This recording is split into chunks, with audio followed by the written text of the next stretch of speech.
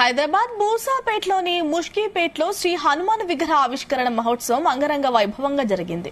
అయోధ్యలో భవ్య రామ మందిరం ప్రతిష్టాపన, బాలరాముని విగ్రహ ప్రతిష్టాపన సందర్భంగా హనుమాన్ విగ్రహాన్ని ఆవిష్కరించారు.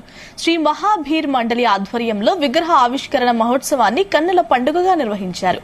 ఈ కార్యక్రమంలో బీజేపీ కార్పొరేటర్ కొడిచెర్ల మహేందర్, అలాగే కొడిచెర్ల సంతోష్ కుమార్, మహాభీర్ మండలి సభ్యులు పాల్గొన్నారు. మాజీ మంత్రి బీజేపీ నేతల ఈటెల రాజేందర్ ముఖ్య అతిథిగా హాజరై ప్రసంగించారు. విగ్రహ ఆవిష్కరణలో మూసాపేటతో పాటు చుట్టుపక్కల ఏరియాల వారు పెద్ద సంఖ్యలో పాల్గొన్నారు. జై శ్రీరామ్ నామస్మరణతో హోరెత్తించారు. ఈ సందర్భంగా చేసిన చిన్నారుల నృత్యాలు అందరినీ ఆకట్టుకున్నాయి.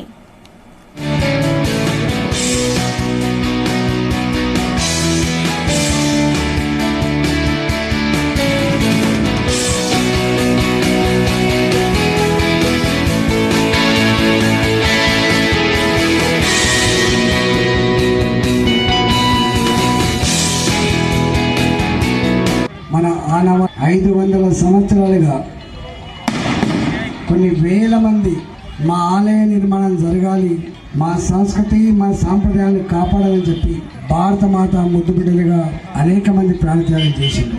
మన కళ్ళ ముందు అనేక ఉద్యమాలు జరిగినాయి. రామ మందిర నిర్మాణం మా ధ్యేయం అని చెప్పినాం. భారత ప్రజానీకానికి అప్పీల్ చేసుకున్నాం.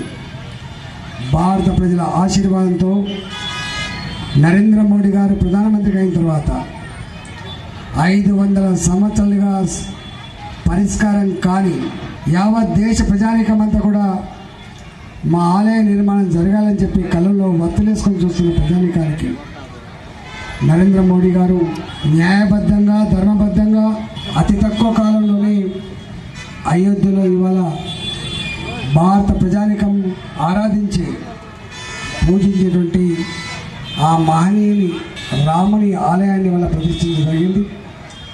అది నరేంద్ర మోడీ గారి చేతుల మీదుగా ఆవిష్కరించబడడం మనందరికి గర్వకారణం.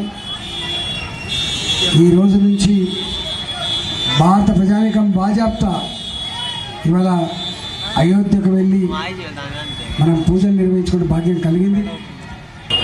యావత్తు భారతదేశ చరిత్రలోనే ఒక నూతన అధ్యాయాన్ని సృష్టించి ధర్మానికి విజయం కలుగుతుంది, సత్యమేవ జయతే, సత్యం జయిస్తుంది అనేటువంటి దానికి తార్కాణంగా అయోధ్యలో రామజన్మ భూమిలో పవిత్రమైనటువంటి బాలరాముని యొక్క విగ్రహ ప్రాణ ప్రతిష్టాపన జరిగినటువంటి శుభదినమిది.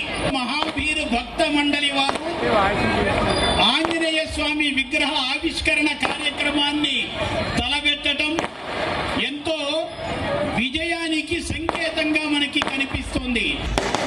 500 సంవత్సరాల పైబడి ఎవరైతే దురాక్రమదారులు మన ఆలయ నిర్మాణాన్ని కూల్చివేసి వారి సమాధులు కట్టుకున్నారో వారి తప్పుగా భావించి మన కోర్టు తీర్పునిచ్చి అదేవిధంగా దానికి ఆలయ ట్రస్ట్ వారు ఎంతో కృషి చేస్తూ ఆ కృషి వారికి సహకారమైంది. ఎంతో మంది మౌన వ్రతాలు, అదేవిధంగా ఎన్నో దీక్షలు, కొంతమంది గిరిజన ప్రాంతాల వారు ఆ రాముడి పచ్చబొట్టును కూడా వారి ఒంటిపైన మొత్తం చెక్కించుకొని ఆ పచ్చబొట్టు ద్వారా కూడా వారి భక్తిని చాటడం, మన సంస్కృతిని సనాతన ధర్మాన్ని వారందరూ కాపాడుతూ ఈ రోజు మనం మన కళ సాకారం చేసుకున్నందుకు మనందరికీ అయోధ్య నిర్మాణానికి ఏ రోజైతే మనం దర్శనం చేసుకుంటామో ఆ రోజు ఇంకా పూర్తి సంతోషం కలుగుతుంది.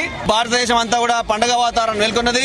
500 సంవత్సరాల సుందర స్వప్నమైనటువంటి రామ మందిర నిర్మాణం ఈ రోజు ప్రాణ ప్రతిష్టతో అయిపోవడం జరిగింది. ఈ రోజు మరొకసారి దీపావళి ఏ వాడ చూసినా ఎటు చూసినా ఈ రోజు మరొకసారి రామ కళ్యాణాలు జరుగుతున్నాయంటే ప్రజలందరూ కూడా 500 సంవత్సరాలుగా వెయిట్ చేస్తున్నటువంటి చూస్తున్న తరుణం ఈరోజు ఆసన్నమైంది. భారతదేశ దశ మారుతుంది అని చెప్పేసి పురాణ పురుషులు కావచ్చు, వైదిక ధర్మాన్ని ఆచరించేటువంటి కొంతమంది వ్యక్తులు ఈరోజు చెప్పడం జరుగుతుంది. ఈ అయోధ్య రామ మందిరం నిర్మాణం జరుగుతున్న సందర్భంలో ఇక్కడ ఆంజనేయ స్వామి విగ్రహం ప్రతిష్ఠిస్తాం చాలా సంతోషకరమైన విషయం. ఈ రోజు భారతదేశం మొత్తం కూడా ఈ రామ మందిర నిర్మాణం కోసం 1000 కళ్ళతో ఎదురు చూస్తున్నటువంటి సందర్భం. ఈ సందర్భాన్ని ప్రజలందరూ కూడా పాల్గొని విజయవంతం చేసినందుకు అందరూ కూడా ప్రతి ఒక్కరికి ధన్యవాదాలు.